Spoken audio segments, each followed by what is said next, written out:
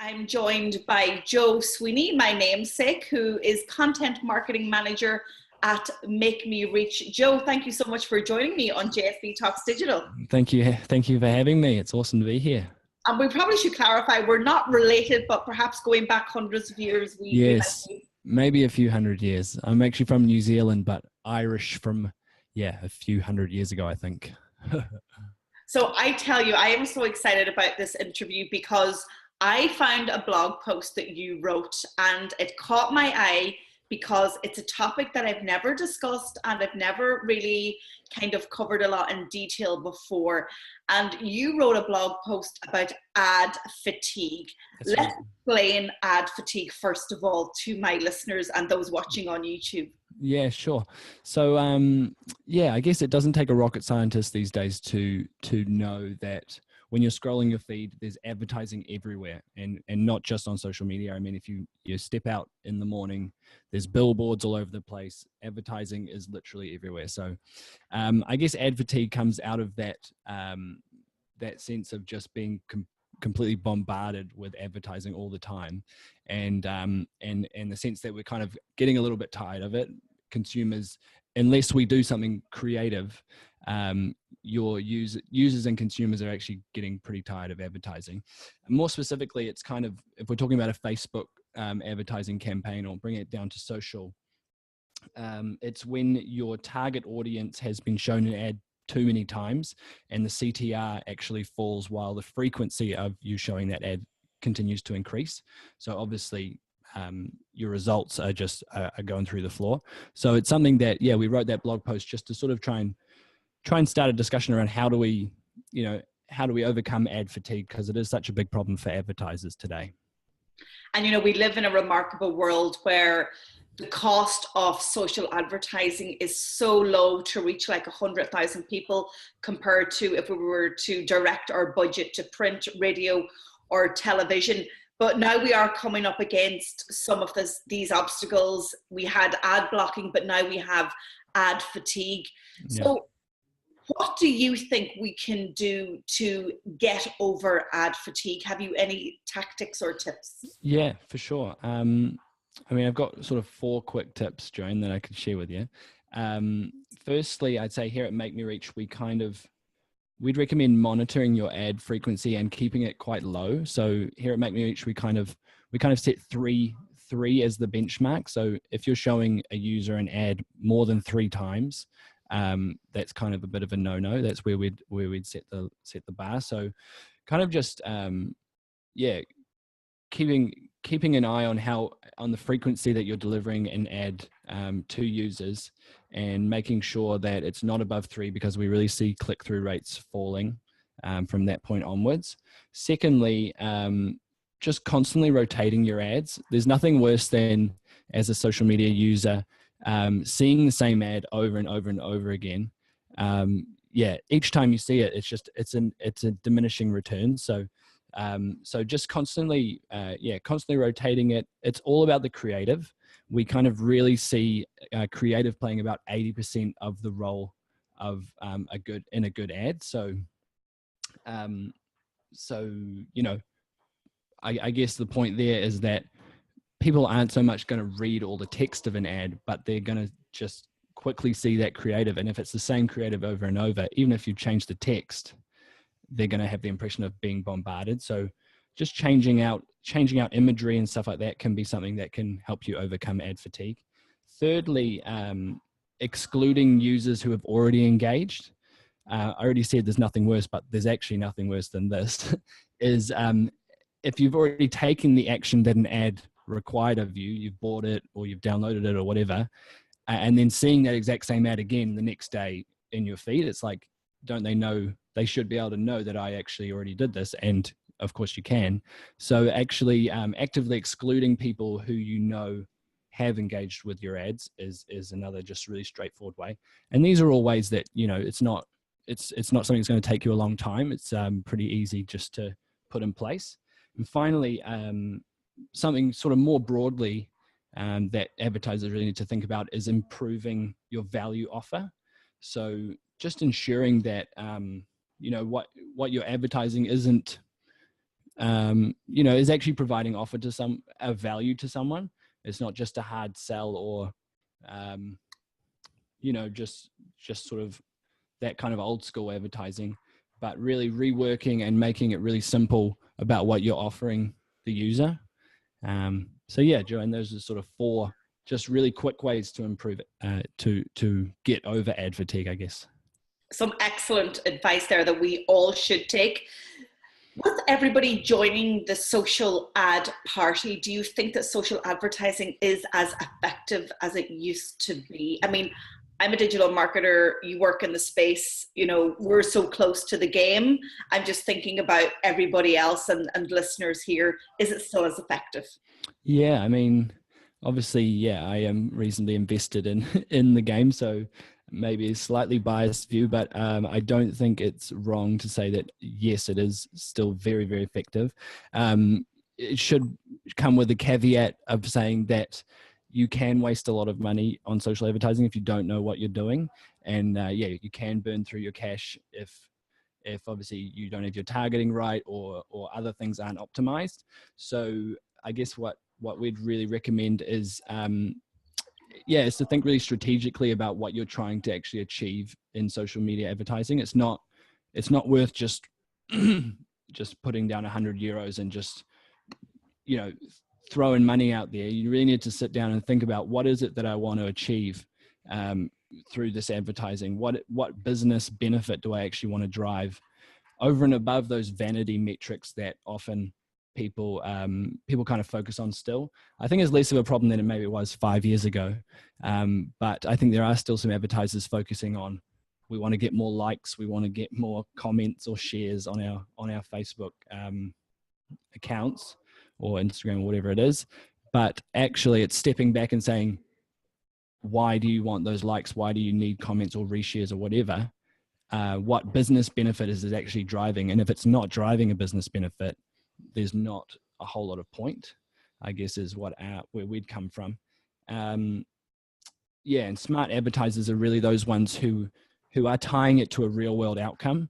And there's a lot of really smart things you can do across Facebook and Instagram, Twitter, Snapchat these days around pixels and conversion pixels, if we've heard talk about that. So really being able to track what people are doing across the internet and then remarketing and all sorts of things like that, which actually can drive real world outcomes. So yeah. So probably like myself, you've been following the Cambridge Analytica story and also the impact on Facebook and that alleged breach. So I guess what that story did was it actually opened the eyes of the ordinary citizen as to how social advertising works and targeting and profiling. Do you think then that advertisers will be any less wary now engaging in social advertising or not? Yeah, well, I mean, definitely we did follow it really closely. And I think it's important to say at the start that, we shouldn't diminish what happened. And it was definitely a big thing, a big scandal that took place. But having said that, I guess as a Facebook partner, we see on a day-to-day basis the kinds of controls and the speech that Facebook has around data privacy and the things that are demanded of us through our proprietary ad tech platform are really rigorous. So but that's not to say these things aren't new and they aren't happening. And I think that smart advertisers are aware of it, but to be honest, from our experience, it's had zero impact on the number of we've not had one client that said, I'm not advertising on social media anymore because that this has happened. And I think it's just being aware of of the kinds of things that can happen, and then being aware as well of the different changes that are happening in the industry. For example, GDPR, which is obviously going to change so much and is a it's a move to curb these kinds of things happening in the future. And we definitely feel like it's a really good thing that's happening. So I think it's going to change, and Facebook is continually changing the way it's operating. They've definitely responded in a way that's like, we know this is a big problem. And I think consumers are demanding that they know more and more how their data is being used. And I think we'll see in advertising on social a whole lot more control in the hands of consumers to say, you can use this data for this kind of targeting, and this I'm not happy that you use. So yeah, I think it's changing a lot, but no, definitely no, we're not seeing any kind of reaction in terms of people saying, I don't want to be part of advertising on social media anymore because it's too dangerous or anything. I mean, you think about it, can you really afford to pull away from a platform in an environment where billions and billions of people are engaged, and probably 80-90% of your customers based on your business are engaged? I don't think a lot of businesses can kind of afford to. Yeah, but I think you're right. I think it's going to raise the bar in terms of transparency, openness, and the quality of advertising that goes out. So for all of us in the industry, whatever part we play, it can only be a good thing. For sure. I agree with that. So let's talk about really successful ad campaigns, because obviously as a Facebook partner, you see lots and lots of campaigns. So what are the features of a really great campaign? Yeah, sure. I've got a few notes here that I'll just kind of refer to a few stats and stuff as well. But broadly, I think, as I said before, it's about all the best campaigns we see are all really focused on real world results. So it's not about getting more likes on our Facebook page or whatever. It's about driving sales, conversions, driving real world benefits, and seeing your business grow. So broadly, that's what it's all about. I think a great campaign is a creative one as well. So being creative in terms not just of the creative, of the image, of the ad or whatever, but as well as the targeting. So we've got some clients who do some pretty amazing things in terms of thinking outside the box with their targeting. It's not always the audiences that you think are going to convert that actually are the ones that are most likely to buy your product, for example. So yeah, just sort of thinking outside the box in terms of that targeting, and also making use of all the different ad formats that there are today. There's too many advertisers, I think, still just sticking to the good old link ad and doing the tried and trusted, but there's so many ad formats out there today in terms of video ads, lead ads, all sorts of things. We're seeing a lot of success with is lead ads on Facebook, and that they give the opportunity to sort of capture a lead in a form directly in Facebook without leaving the experience. So yeah, those are working really well, and real innovative things that Facebook's bringing in, like a call us now button off the back of those lead ads, which just brings businesses even closer to consumers. So I'd say those are the main things. And then going on, sort of testing is obviously so important, and it's not a one-time thing. I think a really great campaign is really iterative. So it's seeing what worked well and then changing things. And as I said before, sort of ways to overcome ad fatigue. It works in this as well. It's just changing things up, tweaking slight things, and seeing your performance improve. So I guess I should put a disclaimer on the next question by saying that, of course, no matter what platform you're advertising in, it should be the platform that speaks to your audience and where your audience are migrating. But do you have a favorite social advertising platform, and why? Maybe it's because of the features or the functionality that they're offering. Yeah, sure. I think Snapchat are doing some really cool things, and we became a Snapchat partner last year for ads. So I think in terms of things like augmented reality and the lenses they're bringing in, and the ability to do branded lenses, those are all really exciting things, because they kind of break the mold of traditional advertising. So where traditional ads are quite interruptive, Snapchat advertising can be a lot more inclusive of the user. So brands can actually create a branded AR lens that a user can use in their private messages or their broadcasts, and it actually enables brands to give a user something of value straight away, which has this kind of product placement element to it. And I really love that, because it kind of just makes advertising part of the whole experience. So I think that's really exciting. And I think we'll start to see that come in across more platforms as well. So it probably feels like we're not actually being advertised to. That's right. Yeah. It's kind of this sense of a relationship with a brand more than they're telling me something, you know what I mean? Yeah. So are there any other trends that you're coming across in social advertising that perhaps we should be aware of that's not mainstream yet? Yeah, so there's that one AR, or augmented reality, which is obviously really, really important, and with the huge spread of smartphones, obviously these days everyone has access to it, which is amazing. One other trend which probably people don't have as much access to yet is VR, virtual reality, but I think that could be a big game changer as well, and we're seeing now the move towards more phone-free standalone headsets, and that could really be a game changer in terms of making VR social. And I know that's if you read a bit about where Facebook wants to take VR, it's really in that social element of, for example, being able to speak to someone on the other side of the world in person almost. And I think advertising in that space could be really cool as well, in terms of being a lot less, being really immersive and not in the same way as AR, not sort of interruptive.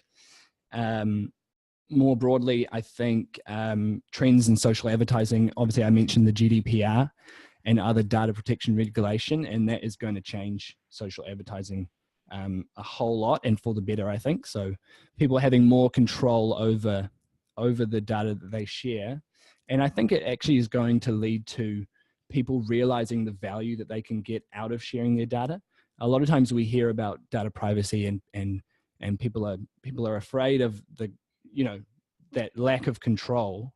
But imagine being able to say, you can use this, this, and this, and then seeing product recommendations come up that actually are really tailored to what to what you're interested in, and knowing that that's because I've shared my interests, or I've shared this and that. So that's another thing that's really going to change social media advertising, I'd say. Are there any particular verticals or industry that have kind of nailed social advertising, or who are doing well? Yeah, so we're seeing travel as the big one.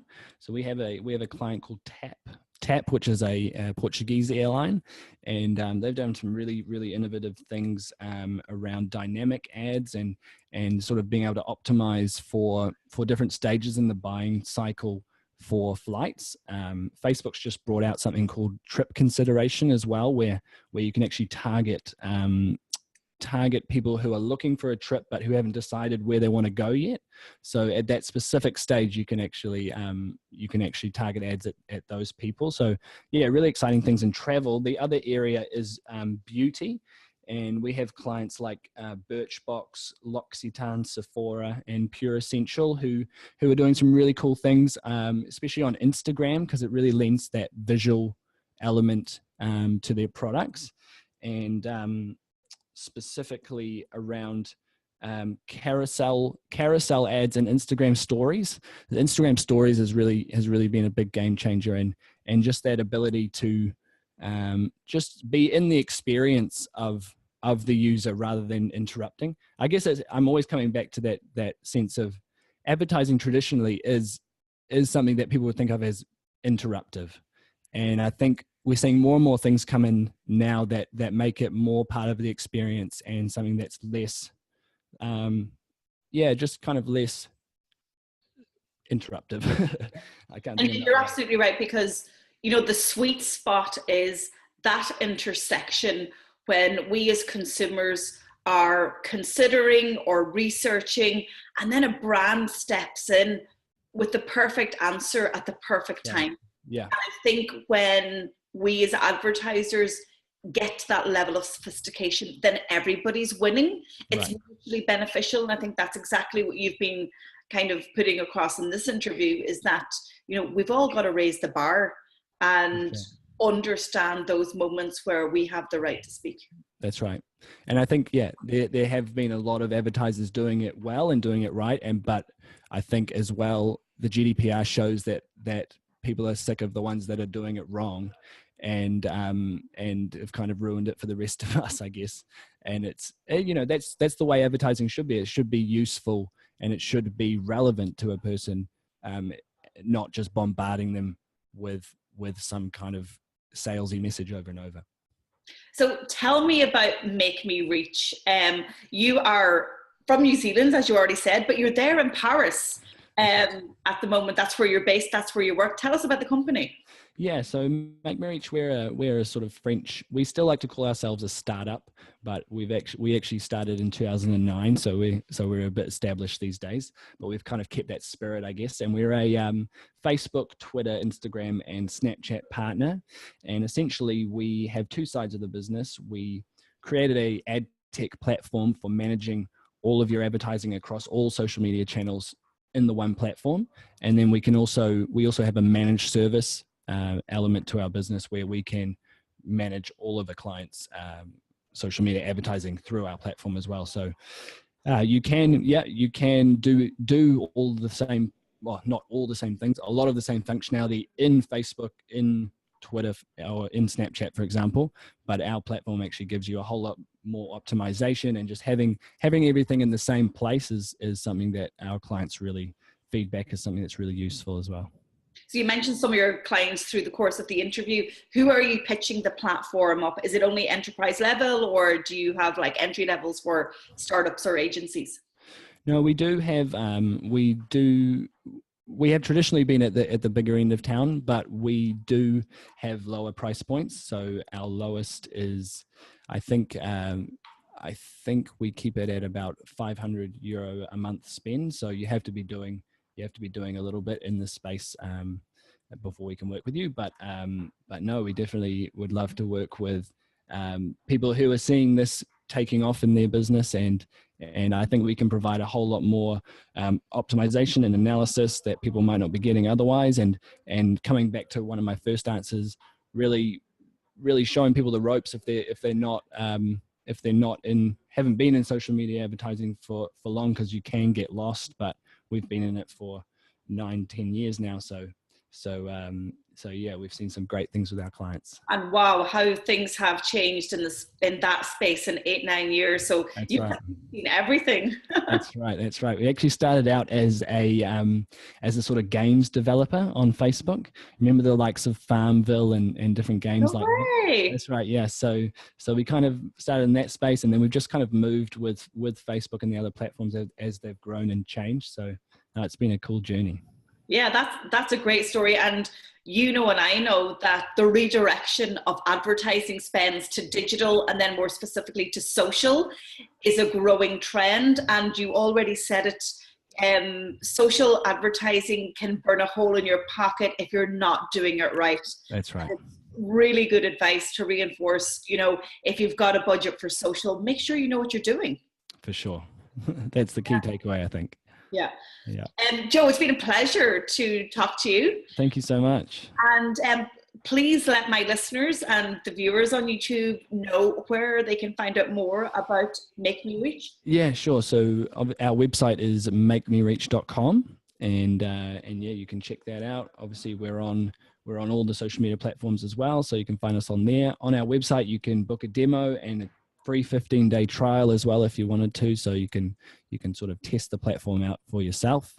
But yeah, come check it out. Fantastic, Joe. An absolute pleasure. Thank you for joining me on JSB Talks Digital. Oh, thank you so much.